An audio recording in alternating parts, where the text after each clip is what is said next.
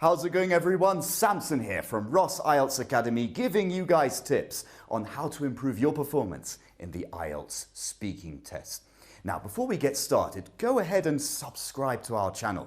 You might like to check out our website and get familiar with our courses. So, first things first, you've sat down and you're now answering questions from part 1, when the examiner is asking you quick and short questions. Now, don't be fooled by this, because very quick and short, vague answers is not a good thing. Here's what I'm talking about. So the examiner might ask you, how often do you go to the cinema?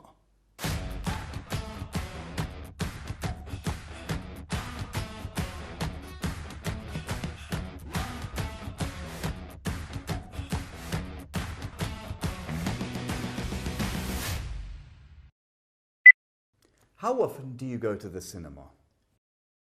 Not much, just sometimes. Dear oh dear, that is no good. A short and vague answer like that will get you nowhere. And what's worse, the examiner will bombard the candidate with more questions. We'll now give you an example of how the candidate should answer the question. How often do you go to the cinema? Well, I don't go to the cinema that often, and that's because I prefer to stay at home and watch movies or TV series that I like.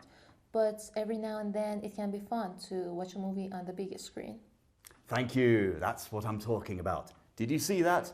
The candidate in the second example gave the answer, she gave reasons for her answer, and she gave background. So I want you guys to practice this technique of giving the reasons for your answers, extending them, and maybe giving a little bit of background too.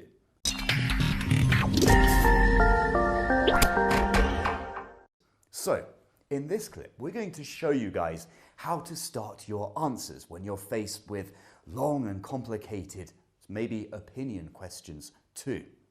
So, the examiner might ask you in part 3, how important is it for a country to grow the food it needs without having to import from other countries? Ooh, that's a long and tough question, isn't it? So this is how most candidates would deal with such a question.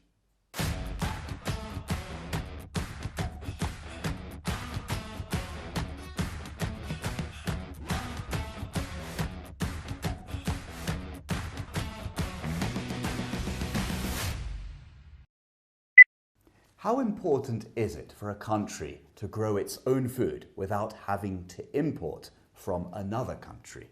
Well, I think that, in my opinion, I believe...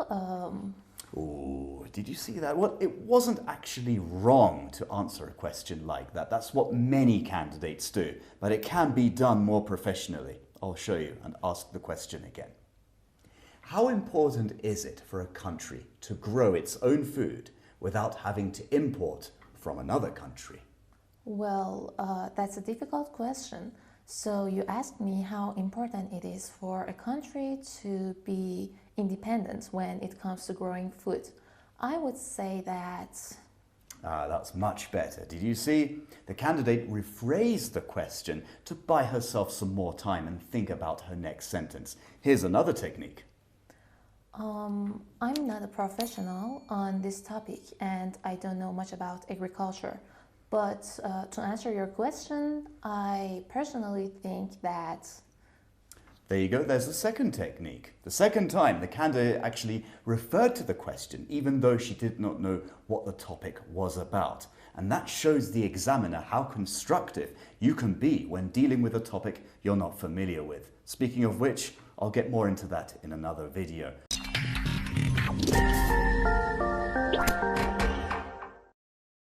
Now remember to subscribe to our channel, and you might like to check out our website just to get more familiar with our courses. Now in this clip, we're going to show you pronunciation versus accent.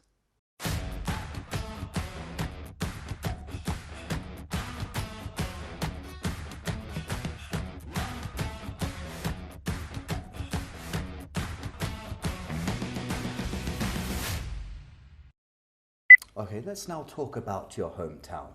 Tell me about your hometown. Well, I was born in Berlin, It's the capital city of my country, and it's a city with a high population. Okay, and what's the weather like in your city? The weather's cool, mate. We got 4 seasons, 4 amazing seasons in my country, and I'm not joking, I'm serious. It's great. Okay, I'm going to stop this IELTS speaking exercise just for a second here because you were making 2 mistakes.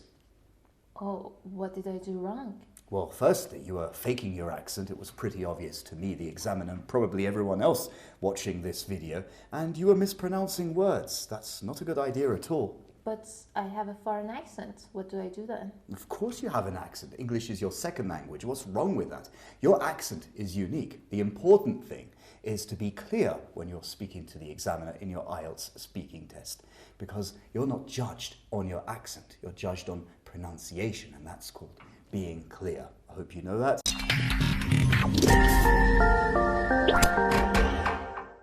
Now, a very useful technique in this case would be intonation.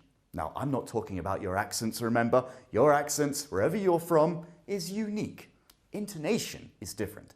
It means variation in spoken pitch. Now, if you don't work on your intonation, you could end up sounding like this.